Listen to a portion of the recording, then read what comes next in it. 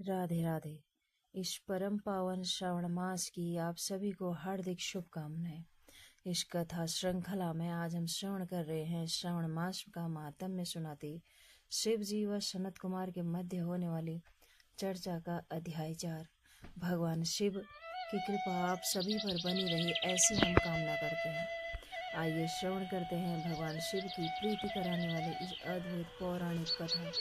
शिव मुख से निकली हुई शिव विधि पूजन और श्रावण मास के व्रतों व तिथियों का व्रत पूजन व महात्म्य और इनके फलों के विषय में।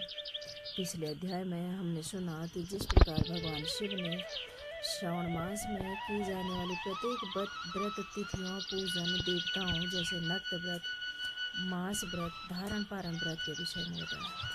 इसी क्रम में भगवान शिव आगे बताते हुए सनत कुमार से कहते हैं कि धारण पारण व्रत का प्रारंभ प्रतिपदा के दिन से आरंभ करके सबसे पहले पुण्यवाचन करना चाहिए। उसके पश्चात मेरी प्रसन्नता के लिए धारण पारण व्रत का संकल्प करना चाहिए। एक दिन धारण व्रत करें, दूसरे दिन पारण व्रत करें। धारण व्रत के दिन उपवास और पारण व्रत के दिन भोजन करना चाहिए।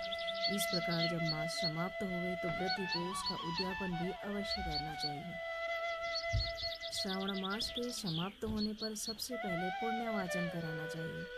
उसके बाद हे मानव, आचार्य मानव अन्य ब्राह्मणों का वर्ण करके तत्पश्चात देवी पार्वती और भगवान शिव की स्वर्ण निर्मित प्रतिमा को जल से भरे हुए कुंभ के ऊपर स्थापित करना चाहिए। रात्रि में भक्तिपूर्वक पूजन करना चाहिए। पुराणों का श्रवण करना चाहिए। बाद में रात्रि में जागरण करना चाहिए। प्रातः काल में अग्नि स्थापन करके विधि पूर्वक होम करना चाहिए। त्र्यंबक इस मंत्र का तिल मिश्रित भात की आहुति देनी चाहिए। उसी प्रकार शिव गायत्री मंत्र से ध्रुव मिश्रित भात में आहुति डालें। पुनः षोडक्षर मंत्र से खीर की आहुति प्रदान करें। पूर्णाहुति देकर होम शेष का समापन करना चाहिए। बाद में ब्राह्मणों को भोजन कराना चाहिए।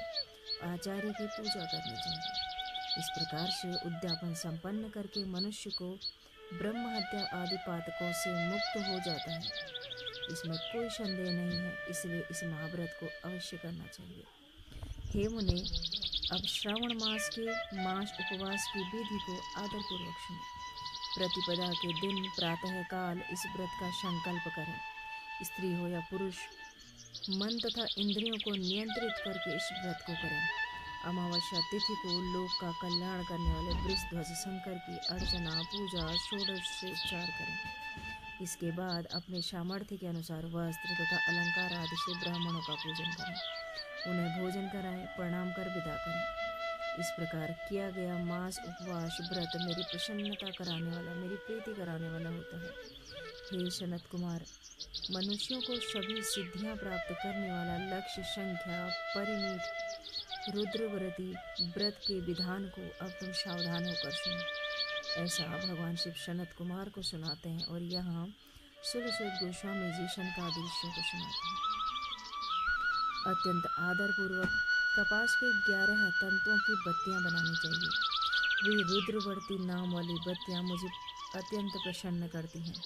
मैं श्रावण मास में भक्तिपूर्वक देवों के देव गौरीपति महादेव का इन एक लक्ष्य संख्या वाली बत्तियों का निराजन करूंगा। इस प्रकार श्रावण मास के पहले दिन विधि पूर्वक संकल्प लेना चाहिए और फिर महीने भर प्रतिदिन इन बत्तियों से निराजन करें और अंतिम दिन 71,000 बत्तियों से निराजन करें।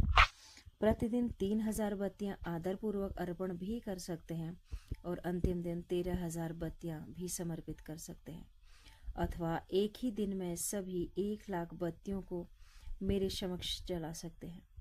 प्रचुर मात्रा में घृत में भिगोई जो स्निग्ध बत्तियां होती हैं वो मुझे अत्यंत प्रिय हैं।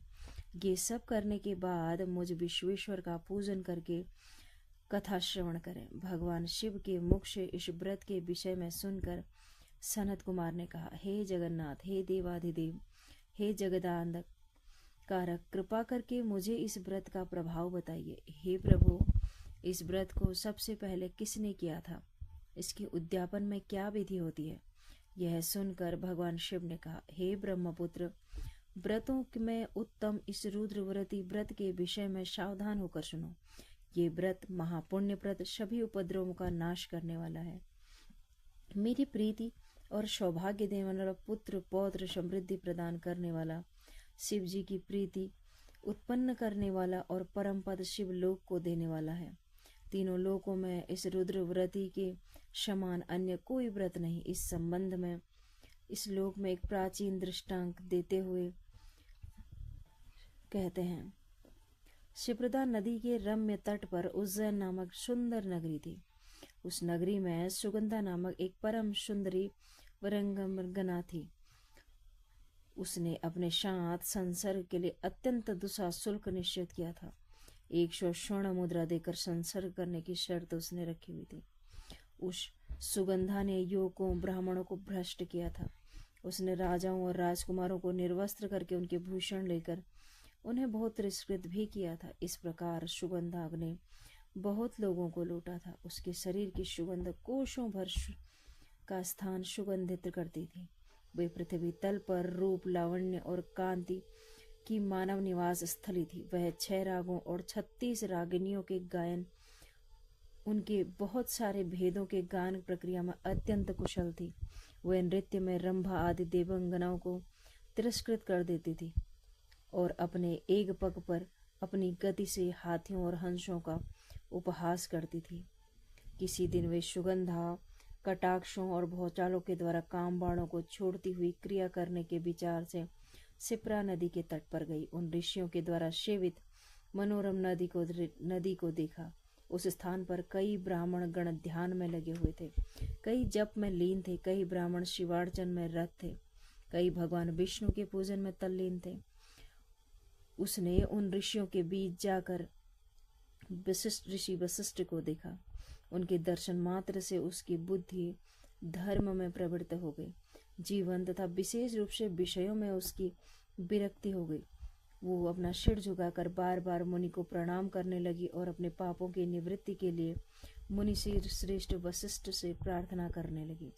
सुगंधा ने कहा, हे अनाथनाथ, हे विप्रंद, हे सर्वविद्या विशारद, मैंने बहुत से पाप किए हैं, अतः हे प्रभु, उन समस्त पापों के नाश के लिए मुझे उपाय बताइए। उस सुगंधा के इस प्रकार के कहने पर वे दीन वत्सल मुनि वशिष्ठ अपनी ज्ञान दृष्टि से उसके सभी कर्मों को जान गए। फिर उन्होंने आदरपूर्वक उससे कहा, हे भद्रे, तुम सावधान होकर सुनो। जिस पुण्य से तुम्हारे पाप पूर्ण रूप से नाश हो जाएगा, वे मैं तुमसे कह रहा हूँ। तीनों लोकों में विख्यात वाराणसी में जाओ। वहां जाकर तीनों लोकों में दुर्लभ महान पुण्य फल देने वाले भगवान शिव के लिए अत्यंत प्रीतिकर ऐसे रुद्रव्रती नामक व्रत को उस क्षेत्र में करो।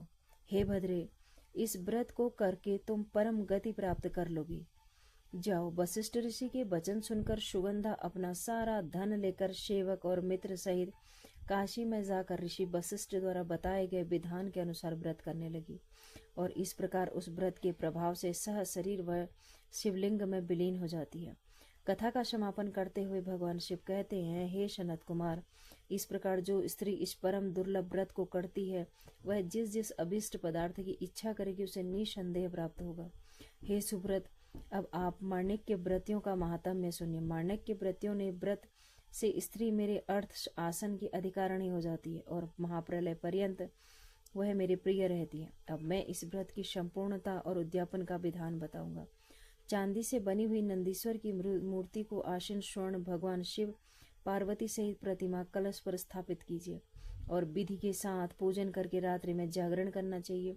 बाद में प्रातः काल नदी के निर्मल जल में विधि पूर्वक स्नान करके 11 ब्राह्मणों सहित आचार्य का वरण करना चाहिए। तत्पश्चात रुद्र सूक्त अथवा गायत्री के मूल मंत्र से धृत खीर बिल्वपत्र होम करना चाहिए। उसके बाद पूर्णाहुति होम और आचार्य आदि को विधिवत पूजा करनी चाहिए और सहपत्नी 11 उत्तम विप्रों को भोजन करना चाहिए।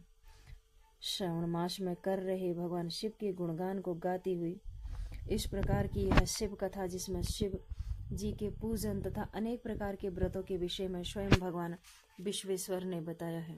इन व्रतों के पालन से हम इस लोक तथा परलोक में पुण्य की प्राप्ति कर सकते हैं। इसी प्रकार कथा श्रृंखला में बने रहिए और कमेंट सेक्शन में ओम नमः शिवाय जरूर लिखिए। राधे राधे।